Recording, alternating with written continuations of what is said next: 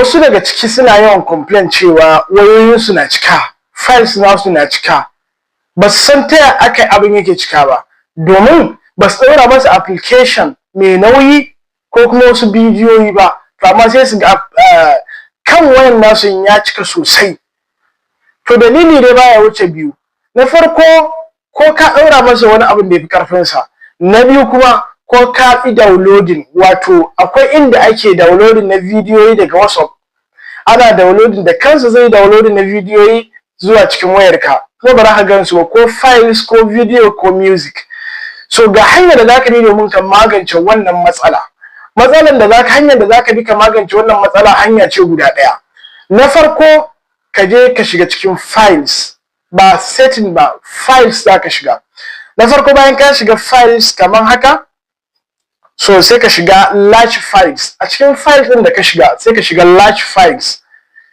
Wato sai ka yi deleting na dukkanin wasu bidiyoyi ko fotuna ko music, waƙoƙi kenan, wanda baka so ko wanda baka amfani da su. Wannan shine mataki na farko.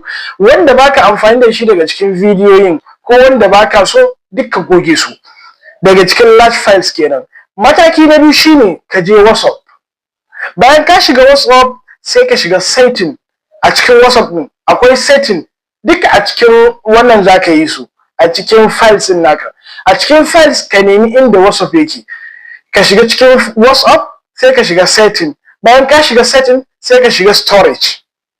Bayan ka shiga storage kamar haka, sai ka shiga manage files.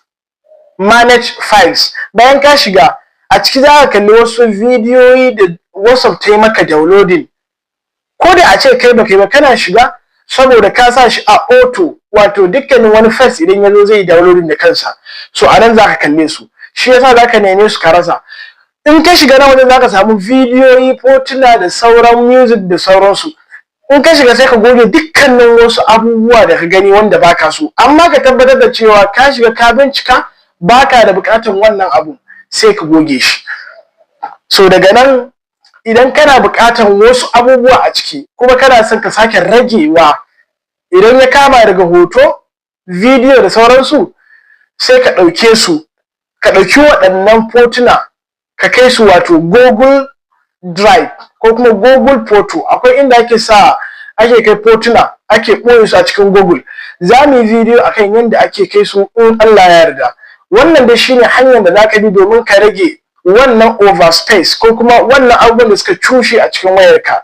Wannan shine matakai guda uku da ake bi domin rage wannan spacing. Mun gode. Kamar yadda muka sha faɗa, idan baka yi subscribing na wannan channel namu ba, ka yi subscribing. Idan kuma kana da wani tambaya ko neman ƙarin bayani ko ƙarin sani, sai ka yi mana magana a cikin comment section. Insha Allah za mu baka ansa da yardar Allah. Mun gode.